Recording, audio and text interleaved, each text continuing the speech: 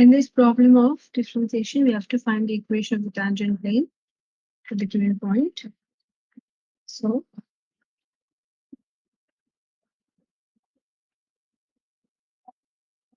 given f of x comma y is equal to x square y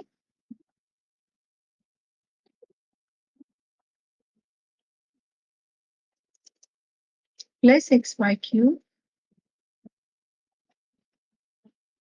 at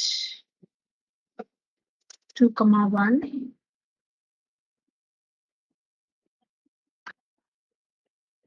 So to find the equation of the tangent,